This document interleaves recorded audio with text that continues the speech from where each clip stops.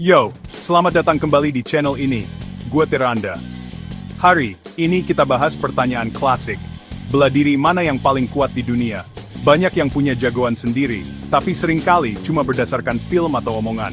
Di video ini, kita bedah 5 bela diri paling populer. Muay Thai, Brazilian Jiu-Jitsu, Karate, Boxing, dan Mixed Martial Arts atau MMA. Kita lihat sejarah, teknik khas, dan efektivitasnya di dunia nyata. Bukan cuma di ring, tapi juga di jalanan. Analisis ini bukan buat cari siapa yang paling superior, tapi biar kita paham kelebihan dan kekurangan masing-masing. Siapa tahu bisa bantu kalian memilih bela diri yang cocok buat dipelajari. Siapkan diri, kita mulai perjalanan ini. Smart people, let's begin. Kita mulai dari Thailand. Muay Thai, jantung dari seni bela diri yang mematikan dan efektif. Di sini, di tanah kelahirannya, para petarung menempa diri menjadi mesin penghancur yang tak kenal ampun. Mereka berlatih tanpa henti, mengasah setiap gerakan, setiap pukulan, setiap tendangan. Seni Delapan Tungkai, sebuah julukan yang menggambarkan kekayaan dan kompleksitas dari seni bela diri ini. Sebuah tradisi yang dihormati dan ditakuti di seluruh dunia. Kenapa 8? Apa yang membuat Muay Thai begitu unik dan berbeda dari seni bela diri lainnya? Mari kita telaah lebih dalam. Karena tangan, siku, setiap inci dari tubuh seorang petarung Muay Thai adalah senjata yang siap digunakan. Pukulan yang menghancurkan, sikut yang mematikan, lutut dan tulang kering. Tendangan keras menghantam target dengan kekuatan penuh, lutut yang menghancurkan pertahanan lawan. Semua jadi senjata. Kedelapan bagian tubuh ini dilatih dan dikondisikan untuk menghasilkan kerusakan maksimal. Awalnya buat perang, sebagai seni bela diri yang digunakan di medan pertempuran. Para prajurit Thailand mengandalkan Muay Thai untuk melindungi diri dan negara mereka. Sekarang jadi striking art paling ditakuti. Di ring, di jalanan, Muay Thai adalah kekuatan yang harus diperhitungkan. Teknik khas, setiap gerakan memiliki tujuan, setiap serangan memiliki makna. Tendangan tulang kering yang keras, dilatih dengan memukul benda keras berulang-ulang, sampai tulang kering menjadi sekuat baja. Sikut tajam seperti pisau yang siap mengiris pertahanan lawan, dan lutut mematikan. Serangan lutut yang tepat dapat mengakhiri pertarungan dalam sekejap. Di clinch, Muay Thai rajanya, mengendalikan lawan, mengatur tempo, dan melancarkan serangan yang tak terduga. Kontrol leher lawan, kunci untuk mendominasi clinch, dan membuka peluang serangan. Serang dengan lutut dan sikut. Kombinasi mematikan yang membuat clinch Muay Thai begitu berbahaya. Latihan fisiknya brutal, menguji batas kemampuan manusia, membangun daya tahan dan kekuatan luar biasa. Para petarung Muay Thai adalah atlet yang sangat terlatih. Setiap gerakan dirancang untuk kerusakan maksimal, efisiensi adalah kunci. Tanpa gerakan sia-sia, setiap energi yang dikeluarkan harus memberikan dampak yang signifikan. Teknik checking kicks, sebuah pertahanan yang ofensif. Blok tendangan lawan dengan tulang kering, mengubah serangan menjadi peluang untuk melukai. Bahkan bertahan pun bisa menyakitkan. Sebuah pengingat bahwa dalam Muay Thai, tidak ada yang gratis. Filosofinya bukan hanya tentang kekuatan fisik, tetapi juga tentang ketenangan pikiran dan disiplin. Sederhana, efektif, tidak rumit, langsung pada sasaran, dan fokus melumpuhkan lawan secepat mungkin. Mengakhiri pertarungan sebelum lawan memiliki kesempatan untuk membalas. Di jalanan, di mana tidak ada aturan dan tidak ada wasit, serangan jarak dekat Muay Thai sangat aplikatif. Sederhana, cepat, dan mematikan. Tapi, kelemahannya, setiap seni bela diri memiliki keterbatasan. Kalau pertarungan pindah ke tanah, di mana grappling dan submission menjadi kunci. Praktisi Muay Thai murni bisa kesulitan. Mereka harus beradaptasi dan mempelajari teknik grappling untuk mengatasi kelemahan ini. Meski begitu, meskipun memiliki kelemahan dalam pertarungan di tanah, Muay Thai tetap jadi fondasi penting di MMA modern. Banyak petarung MMA yang mengandalkan Muay Thai sebagai senjata utama mereka. Kemampuan mengontrol jarak, clinch, dan serangan eksplosif memberikan keunggulan yang signifikan di dalam ring MMA. Bikin Muay Thai wajib dipelajari bagi siapa saja yang ingin sukses di dunia MMA. Siapapun yang serius di dunia pertarungan, baik di ring, di jalanan, atau di dalam arena MMA. Tidak banyak basa-basi, tidak ada gerakan yang berlebihan, tidak ada teknik yang rumit, langsung ke inti. Efisiensi adalah nama tengahnya. Muay Thai membuktikan bahwa seni bela diri yang efektif tidak harus rumit. Kadang yang paling sederhana justru paling mematikan. Pukulan, tendangan, lutut dan sikut yang dilatih dengan sempurna dapat menghasilkan kerusakan yang luar biasa. Banyak petarung MMA top yang berasal dari berbagai disiplin ilmu, mengandalkan teknik Muay Thai. Mereka telah membuktikan efektivitas Muay Thai di level tertinggi. Di dunia striking, di mana pertarungan terjadi dalam posisi berdiri, Muay Thai tetap jadi raja, sebuah seni bela diri yang telah teruji oleh waktu dan pertempuran. Kalau mau belajar bertarung berdiri, dan menguasai teknik striking yang mematikan, ini salah satu pilihan terbaik. Investasi waktu dan tenaga yang akan memberikan hasil yang luar biasa. Respect untuk seni delapan tungkai. Sebuah seni bela diri yang kaya akan sejarah, tradisi, dan efektivitas. Sekarang kita ke Brazilian Jiu-Jitsu atau BJJ. Sebuah seni bela diri yang unik, yang menawarkan pendekatan berbeda dalam pertarungan. BJJ sering disebut sebagai seni catur manusia di lantai. Setiap gerakan adalah perhitungan. Setiap posisi adalah strategi. Tidak seperti seni bela diri lainnya, BJJ bukan soal pukulan atau tendangan yang keras. Ini bukan tentang kekuatan fisik semata. BJJ lebih fokus pada mengontrol dan memaksa lawan menyerah lewat kuncian dan cekikan yang mematikan. Seni untuk melumpuhkan lawan dengan teknik. Berakar dari judo, BJJ dikembangkan oleh keluarga Gracie di Brazil, menjadi sebuah sistem pertarungan yang sangat efektif. Prinsip utamanya adalah bahwa yang kecil bisa kalahkan yang besar. Ini bukan hanya teori, tapi fondasi dari setiap teknik BJJ. Kuncinya ada pada leverage dan teknik yang tepat. Memanfaatkan momentum dan posisi untuk keuntungan. Keunggulan utama BJJ adalah pertarungan bawah. Disinilah praktisi BJJ merasa paling nyaman dan berbahaya. Karena mayoritas pertarungan jalanan berakhir di tanah, kemampuan bertarung di bawah menjadi sangat krusial. Dan disinilah BJJ unggul, memberikan keunggulan signifikan dalam situasi yang paling mungkin terjadi. Praktisi BJJ tahu cara mengontrol lawan, membatasi gerakan mereka, dan mendikte jalannya pertarungan.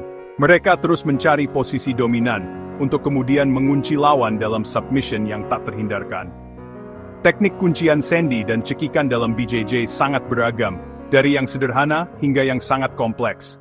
Armbar Kimura Triangle Choke dan masih banyak lainnya.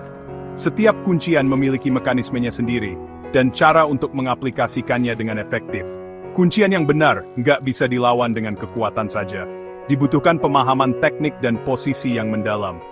Latihan BJJ fokus pada sparring nyata, atau yang biasa disebut rolling. Ini adalah simulasi pertarungan yang intens.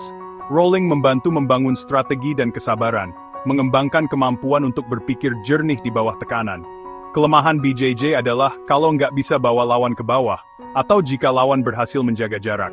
BJJ juga kurang efektif melawan lebih dari satu orang di mana fokus dan kontrol menjadi sangat sulit dipertahankan. Dalam situasi tersebut, praktisi BJJ jadi sangat rentan terhadap serangan dari berbagai arah. Takedown mereka nggak seeksplosif pegulat, mereka lebih mengandalkan teknik dan momentum daripada kekuatan. Tapi, pengaruh BJJ di MMA sangat besar. Hampir semua petarung MMA melatih BJJ untuk melengkapi kemampuan mereka. Tanpa skill ground yang solid, seorang petarung bisa kalah cepat, bahkan oleh lawan yang lebih kecil. Royce Gracie di awal UFC membuktikan pentingnya BJJ. Ia mendominasi turnamen dengan teknik kunciannya. Sejak saat itu, BJJ jadi komponen wajib di MMA modern. Setiap petarung harus memiliki dasar BJJ yang kuat. Di lantai, BJJ adalah raja. Seni bela diri yang mengubah cara orang berpikir tentang pertarungan. Dunia pertarungan gak cuma soal berdiri dan saling memukul. Ada dimensi lain yang sama pentingnya. Di bawah, ada aturan dan predator baru. Defense BJ Dane Wilkins, King Granger. Dari Brazil, kita ke Okinawa tempat lahirnya karate, tangan kosong. Karate lahir dari kebutuhan bertahan tanpa senjata, memadukan teknik lokal dan pengaruh Tiongkok. Fokus pada serangan cepat, kuat dan presisi Iken Hisatsu, satu serangan mematikan. Latihan karate membentuk tubuh, pikiran dan karakter bukan sekadar bertarung. Teknik khas, pukulan lurus, tendangan tajam, blok keras, dan jurus kata. Setiap gerakan punya aplikasi pertarungan nyata. Keunggulan karate menjaga jarak, serangan balik cepat, dan refleks tajam. Banyak teknik blok juga bisa jadi serangan balik. Kritiknya, banyak dojo modern fokus ke point fighting, kurang realisme. Karate tradisional kurang jawaban untuk pertarungan di lantai. Tapi, jangan remehkan karate efektif. Banyak petarung MMA sukses dengan dasar karate. Footwork dan tendangan tak terduga jadi senjata utama. Karate tetap relevan dan berbahaya di era modern. Sekarang ke barat, tinju, the sweet science. Sederhana dua tangan, tapi teknik dan strateginya luar biasa kompleks. Fokus pada jab, cross, uppercut, 4 pukulan dasar, kombinasi tak terbatas. Kekuatan, kecepatan, dan presisi jadi kunci. Yang bikin tinju istimewa, footwork dan pertahanan. Petinju elit menguasai jarak, sudut dan menghindar dengan refleks luar biasa. Satu pukulan KO bisa mengakhiri pertarungan kapan saja. Untuk pertahanan diri, tinju sangat praktis. Pukulan cepat ke target vital bisa langsung menyelesaikan konflik. Footwork membantu menghindari bahaya dan mencari jalan keluar. Keterbatasan hanya tangan, nggak ada tendangan atau pertarungan bawah. Petinju rentan terhadap low kick atau grappling. Tapi, fundamental tinju, footwork, head movement, efisiensi pukulan adalah aset penting di MMA. Banyak petarung MMA sukses dengan dasar tinju. Tinju membuktikan, menguasai satu aspek bisa jadi sangat mematikan. The sweet science tetap relevan di dunia pertarungan modern. Setelah bahas para spesialis, kita sudah melihat bagaimana masing-masing disiplin ilmu memiliki keunggulan dan fokusnya tersendiri. Kita telah membahas berbagai macam gaya bertarung, dari striking hingga grappling, dan bagaimana mereka dilatih untuk keunggulan maksimal dalam domain mereka. Sekarang puncaknya, Mixed Martial Arts, atau MMA. Ini adalah arena di mana semua disiplin ilmu bertemu, berbenturan, dan berevolusi. MMA bukan bela diri tradisional yang terikat oleh aturan dan filosofi kuno. Ia tidak terpaku pada satu gaya atau teknik tertentu, tapi sistem yang menggabungkan teknik paling efektif dari berbagai disiplin. Ia mengambil yang terbaik dari tinju, gulat, Muay Thai, Brazilian Jiu-Jitsu, dan banyak lagi. Lahir lewat UFC sebagai ajang pembuktian bela diri terhebat, MMA jadi laboratorium pertarungan nyata.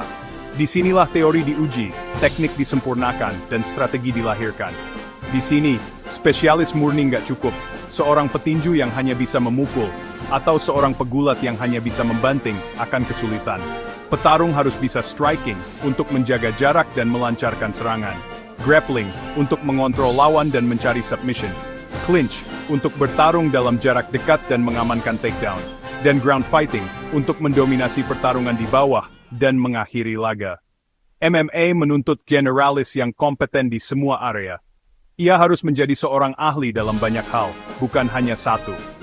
Teknik yang gak efektif langsung tersingkir, karena akan diekspos dan dihukum dalam pertarungan.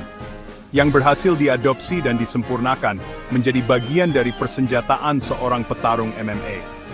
Transisi antar area, kemampuan untuk berpindah dari satu posisi ke posisi lain dengan mulus, dari berdiri ke clinch, mengunci lawan dalam pelukan erat, ke takedown, menjatuhkan lawan ke matras, ke ground, mengendalikan dan menyerang lawan di lantai, adalah kunci.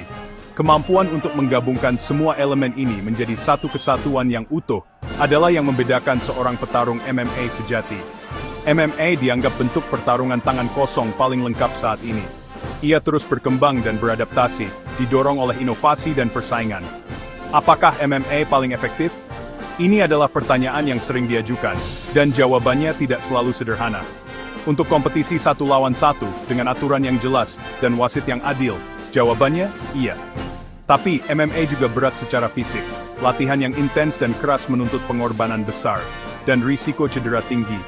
Pertarungan bisa brutal, dan konsekuensinya bisa serius. Untuk pertahanan diri, di mana situasinya tidak terduga dan aturannya tidak ada, kadang cukup belajar 1 atau 2 disiplin spesialis. Pengetahuan dasar tentang striking atau grappling bisa menyelamatkan hidup Anda. MMA cocok buat yang mau jadi petarung komplet, yang ingin menguasai semua aspek pertarungan. Siap hadapi spesialis manapun, ia adalah ujian pamungkas bagi kemampuan bertarung seseorang.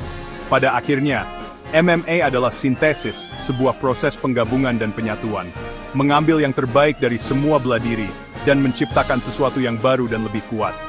MMA nggak menghapus karate, tinju, atau BJJ, ia tidak menggantikan mereka, justru mengangkat dan menggabungkan mereka, memberikan mereka panggung baru untuk bersinar. Inilah ekspresi pertarungan manusia paling dinamis di era modern. Sebuah seni yang terus berkembang, didorong oleh inovasi dan semangat kompetisi. MMA membuktikan bahwa tidak ada batasan untuk apa yang bisa dicapai dalam dunia pertarungan. Nggak ada satu jawaban tunggal dalam dunia pertarungan. Yang ada hanyalah adaptasi, evolusi, Doster Champan J. Jadi mana bela diri paling kuat? Jawabannya tergantung pada penggunanya dan situasinya. Muay Thai, BJJ, Karate, Boxing, MMA, semua punya keunggulan dan kekurangan. Kekuatan sejati ada pada pemahaman dan adaptasi, bukan satu disiplin mutlak. Petarung terbaik adalah pelajar seumur hidup, terus menambah senjata baru. Pilih bela diri yang sesuai karakter dan tujuanmu. Sekarang giliran kalian, tulis di komentar, bela diri mana yang paling kalian kagumi, dan kenapa. Diskusi cerdas dan saling menghormati ya. Terima kasih sudah menonton sampai akhir. Jangan lupa like, subscribe, dan nyalakan notifikasi. Gue Tranda, sampai jumpa di video berikutnya. Stay smart.